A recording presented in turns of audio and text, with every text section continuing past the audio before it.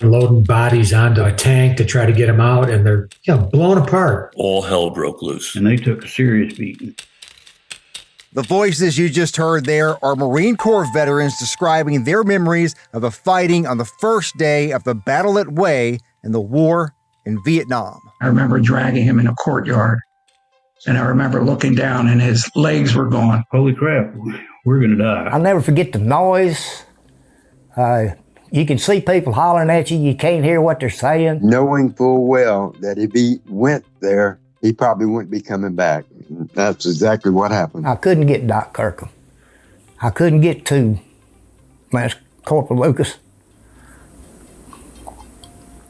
I truly never expected to see my 19th birthday. We've been telling the story of the battle for Hue the last couple months. One of the voices you just heard was Marine Corps veteran Richard Cobb. You can find him in episodes 2 and 3 of our series, The Battle That Changed Everything. We were getting what we thought probably was 50 caliber fire. And you could see pieces of truck flying off as they were being hit. Richard Cobb fought with Golf Company, 2nd Battalion, 5th Marines. He is one of the few people who fought on day 1 and made it all the way through the 32-day battle without any major injuries. He was with the 2nd Company of Marines into the fight. He was also in the platoon that led the charge to go into the Citadel on the first day before Golf Company Commander Captain Chuck Meadows gave the command to fall back when 2 Marines and a corpsman were shot and killed in the street right in front of one of the Citadel gates. The volume of fire just intensified. It was incredible. The intensity of the fire was so heavy. It was just mind-boggling. Richard Cobb survived one of the longest and bloodiest and arguably the pivotal battle of the Vietnam War. I took my daughter back on another visit with the colonel, and we got on that street. And I'd told her the story about him stepping out, throwing smoke grenades and giving us cover that day. And my daughter walked over to him and gave him a big hug and said, "Thank you for saving my dad." Mm. And it was really a heart ripper for me. My name is Josh Rowe, and this is Tomorrowtown, Tennessee.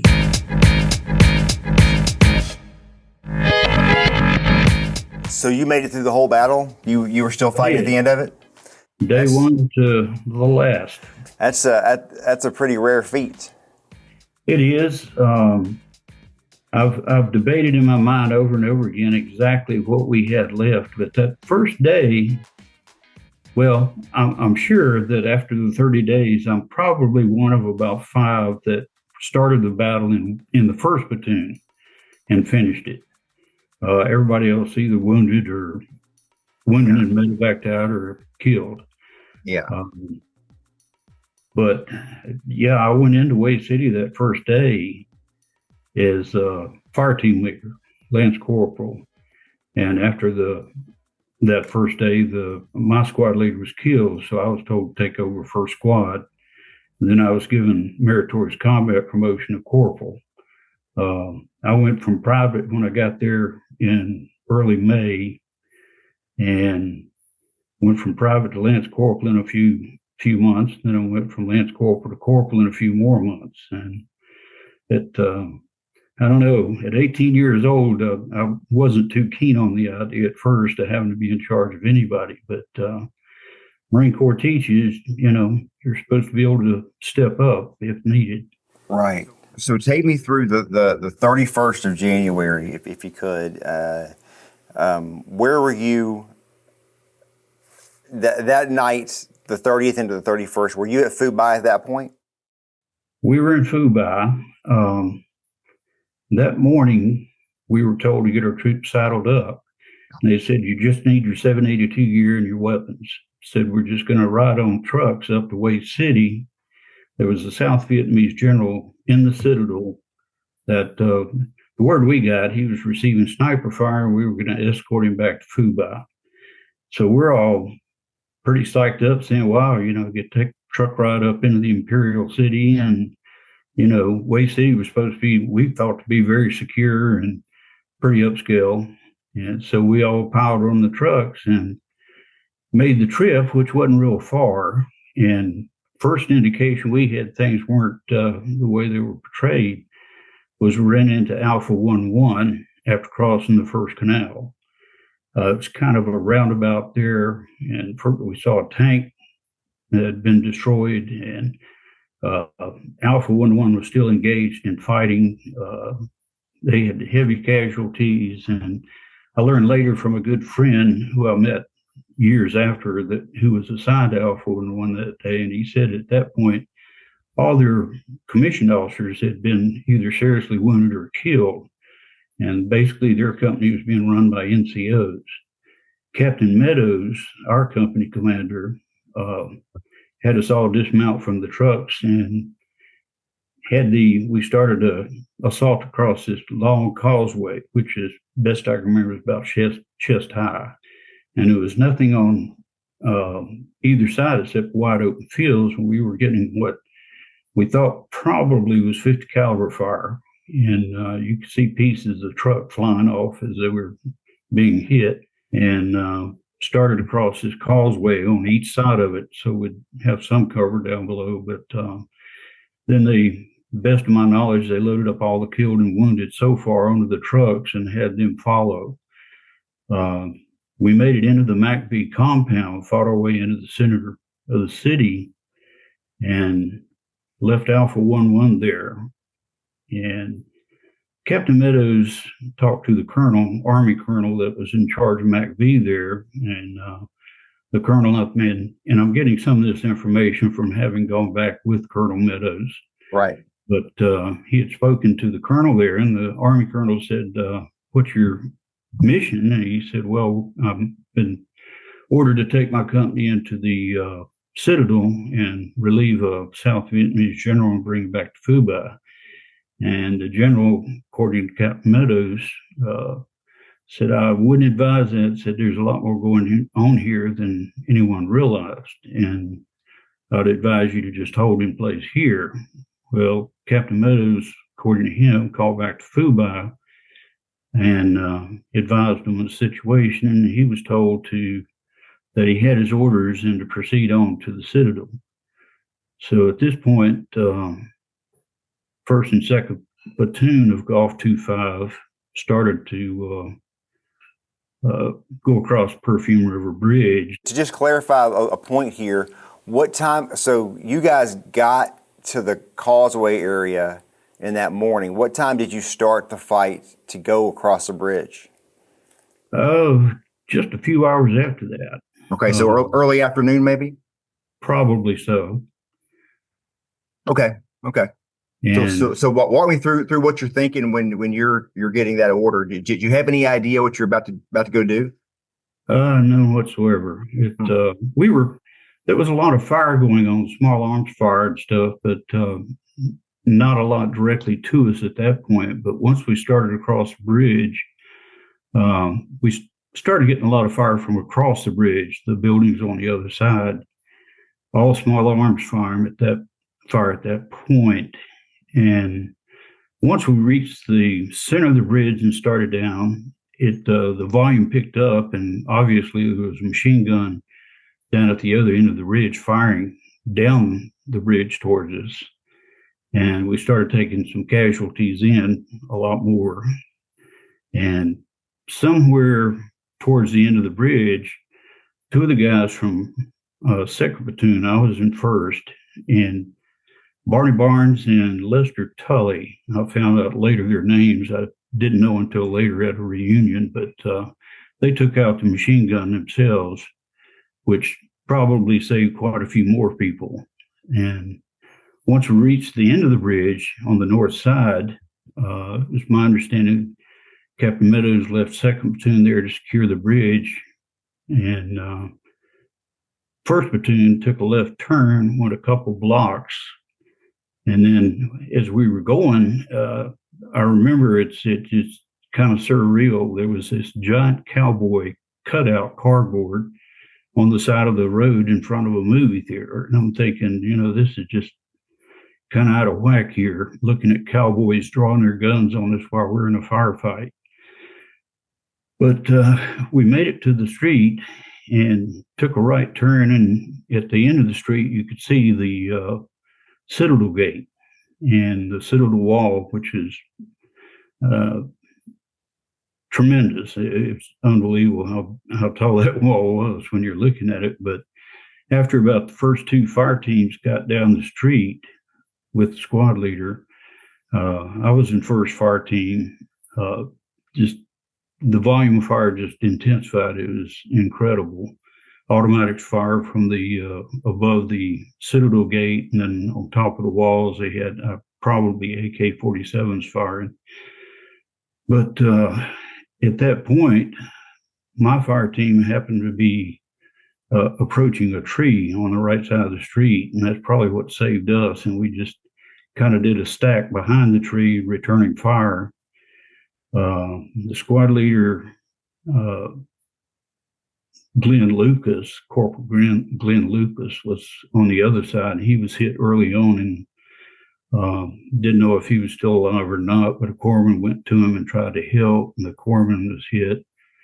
At this point, Captain Meadows realized there was no way for us to continue on down the street. The volume of fire was too intense, and all the doors of the shops along the street had steel shutters with padlocks on them, so we couldn't even get inside the buildings to take cover.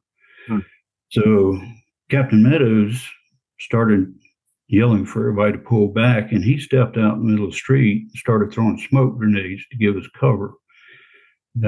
While we recovered all the dead and wounded from the street and got them back around the corner, which we were still receiving fire, but not anywhere near what we were on the street going to the Citadel. At that point, he made the decision to withdraw back across the Perfume River Bridge to McV. But we were faced with the problem of how to get our dead and wounded back across. We'd taken, if I'm not mistaken, I think the number is somewhere between 40 and 50 wounded or killed just in that little bit of time. So an enterprising young private, can't remember his name, but he managed to commandeer a Vietnamese truck that was parked on the street.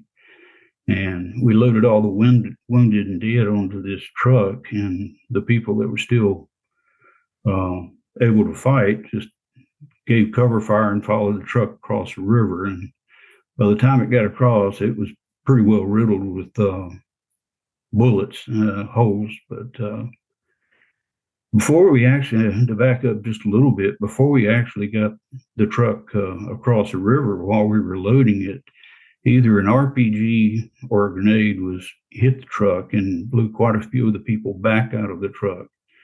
So we had to reload them again and then made our way back across the river. And once we got back to McV, sometime during the afternoon, I was told to take charge of first squad, first platoon.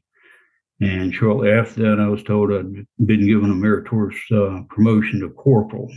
And so I kept that squad for the rest of my time until June of '68 when I left. But I've been asked before, some other people, do you keep in touch with all the guys that are in your squad and platoon? And I said, well, there's a small handful. There's only a few of us that were actually there from start to finish. And I said, we had so many people coming in as relief, replacements. Some of them I never even had time to put my squad notebook before they were either wounded and killed or whatever. So, yeah, the ones that I knew the most or knew the best and spent the most time with, I do still stay in contact with. Very close friend, Larry Lucas, who had been my M79 man during the battle, was hit the first day by an AK-47 with a neck wound, was medevaced out, and was back again in about a week, and till he was hit again not long after that. And I think all in all, I think he was wounded 3 times during the battle. But just one little tidbit here that combat humor.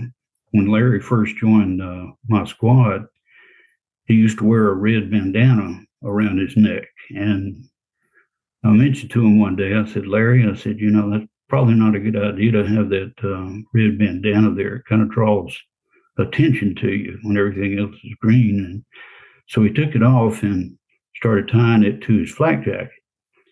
And of course, first place he got hit was in the neck. And he gave me a hard time about that bandana. He said, maybe if I'd have kept the bandana. Yeah, but no, Larry, I still stay in touch with. He's a very good friend on the West Coast, and I'm on the East Coast. So it's usually by phone. And there's a few other ones that I stay close with. But like I said, there's just so few of us that actually started the battle and finished the battle after 30 days. Yeah. Well, let me ask you a couple questions about all that. First of all, so that night, that first night, that'd be the 31st of January. Did you stay at the compound? Is that where you slept? We did. Yeah. So when you're in a safe place, safe relatively, I guess there's nowhere in that place that's probably felt completely safe, but safer than where you were for sure. And you have a chance to kind of decompress and talk about what happened. What was the conversation among the Marines in your, around you as far as like what you just went through? Well, typical Marines, a lot of it was just small talk, and a lot of it was comparing who got hit and who was no longer with us. And a lot of the conversations was centered around Captain Meadows. We were so grateful that he pulled us back that day. And there's no question, though, we all thought the world of him. He passed away several years ago. And that's the reason I say was, but fantastic leader. And of course, all of our platoon leaders in Golf Company were great.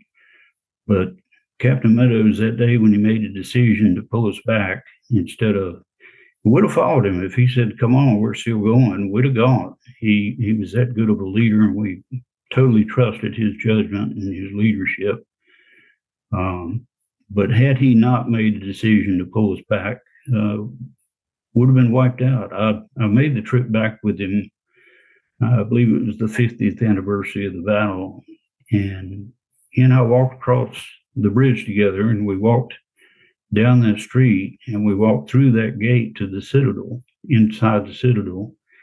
And we got through it, and he turned to me, he said, what do you see? And I said, nothing. I said, it's just a big parade field. Yeah. And he just smiled, and he said, exactly. He said, would have been wiped out to the man that day if we'd have gone through. And that,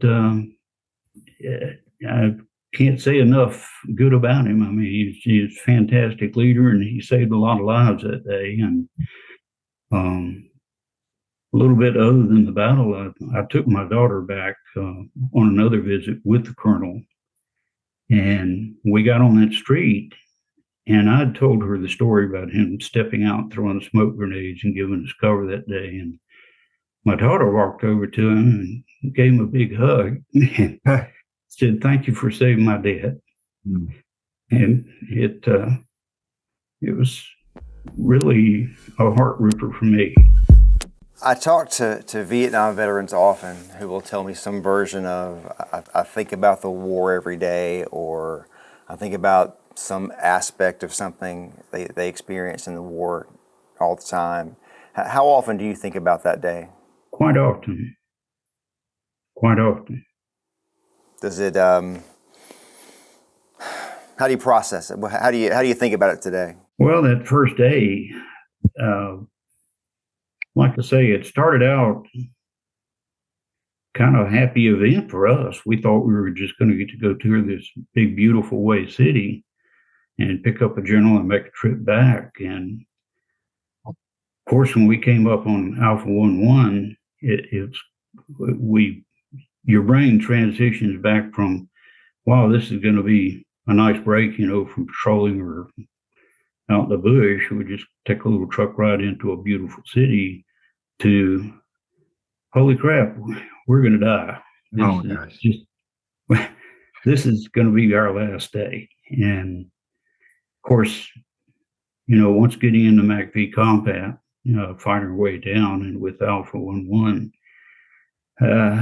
we got a little breather. We got behind some walls for a little bit. So we weren't seeing the tracers fly by us and hearing the snapping sounds of the close rounds. But after that brief breather, so to speak, and then we started across that bridge, and of course the sensation again was, I don't see how we're going to get through this. It's but being Marines, you do what you do, and as long as the captain said keep going, we were going to keep going. And then again, we got across the bridge, and Barney and Lester had knocked out the machine gun. That was a big relief. Like, okay, we got through that huddle. We made the bridge. We made it past that gun. And then we went down that street, and the intensity of the fire was so heavy. It was just mind-boggling. It's so many different thoughts go through your mind. It's but truly, again, and I'm sure most of the guys with me felt the same way. I just didn't see any way we were going to get through that alive. It's the volume of fire, and it was channeled straight down from the tower, straight down the street, with virtually no cover, except for the few of us that there were trees lining that right side. And I think that saved the folks in front of me. But my fire team was fortunate enough to have that tree that we did the stack behind and while we were returning fire. So, but no, it's, I'd been through quite a bit before we even got the way, as far as starting out, just the routine patrols, the ambushes, and the perimeter duty, bunker watch, and that sort of thing. And Operation Essex, we took heavy losses. But Golf 2-5 participated in 4 major campaigns during my 13 months. But after Hue City, we went back to the patrolling and did some bridge security, things of that sort. But I truly never expected to see my 19th birthday. I had just turned 18 when I got to Vietnam, and I've said it many times. To be 76 now, it's amazing to me. I never thought I'd see 19, but the whole battle, the whole Marine Corps experiences, it gave me a whole different perspective on life. It's when I'm having a bad day, I get to think about those days, and I'm thinking, this is petty. This isn't even worth worrying about. And then I'm so grateful that I was able to come home. I've got 4 great kids, terrific wife, had a terrific career, and it's I'm just very fortunate. And I owe most of it to the fact that Captain Meadows, who made Colonel, made that decision that day to withdraw back across the bridge instead of telling us to go through that gate, because we would have followed Captain Meadows anywhere he went. How long had you been fighting with the captain when you got to Hue? Had he been with you the whole time? Yes. So you got there, what, June? Is that when you got to Vietnam? Probably the first week in May, and I left probably the second week in June of '68.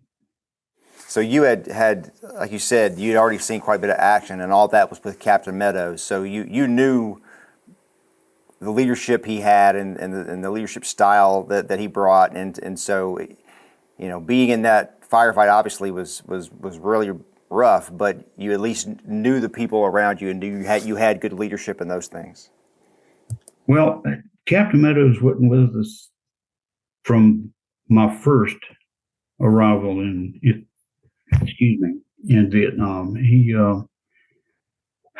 I think he took the company sometime before Operation Essex, and it's been 57 years, so it's a little bit vague in there, but he was with us throughout, I'm pretty sure, Essex and Hue City, and probably after Hue City. But no, we completely trusted him, and the people in my squad, the core group that was with me when I took it over, totally trusted them all, and they looked after me, and I looked after them, and of course, good Marines, all Marines are good Marines. Yes, sir. Absolutely. And one note one thing I'd like to say is a lot of the replacements we got during Hue City were pulled out of FUBI, some truck drivers, admin people, whatever, from my understanding. And it goes back to the old thing, every Marine is a rifleman first. Right. And so a lot of those guys, it was a rude shock from them to go from their other MOS and be thrown into heavy combat as a rifleman again. It's my hat's off to them, because a lot of them had to do some serious transitioning. Tell me your thoughts on the Citadel itself, actually going in there and seeing it, because it's, as you know, you saw it, you've got the Imperial Palace grounds, and there's a wall around that, and then you've got kind of this, what they call, I guess, the old city or whatever. There's an airfield in there as well, and there's a wall around that, and there's a moat around that. And I don't know if how much you processed at the time in the middle of a hail of gunfire, but just the structure of the thing, with I don't know how many guys you had there that day, 100 or so, maybe a little more, but trying to go into that place, I mean, just hearing that alone sounds daunting by itself. Any thoughts on that? What you actually realize what you're running into? Oh, it's absolutely the first day to see the walls and the gate, and of course you've seen the picture of the kind of a tower structure over top of the entrance there, with machine guns in there and NBA soldiers on the wall with AK-47s. It was formidable, and there was only one way to go in. That was that entrance there. And of course, you'd still have to get across the moat or go across that one little ridge, which again channeled you in the middle of their fire. But then, having gone back with the colonel and walked all through there, and Barney and some others, it was incredible. Even if we'd have survived that first day to get through the gate and somehow managed to get across the big open area, you still had little walls within walls.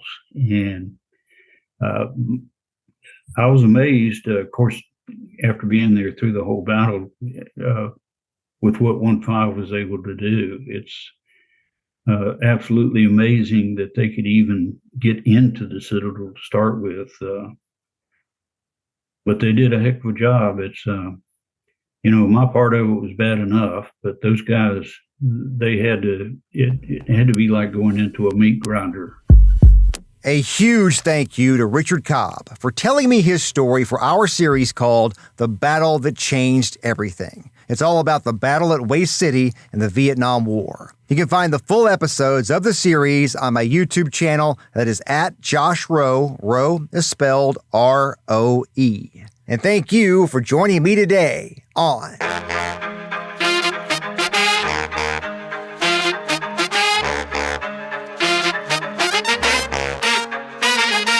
Tomorrowtown, Tennessee. This podcast is a production of News Channel 9, Fox Chattanooga, and Sinclair Broadcast Group Chattanooga. I hope you join me again real soon.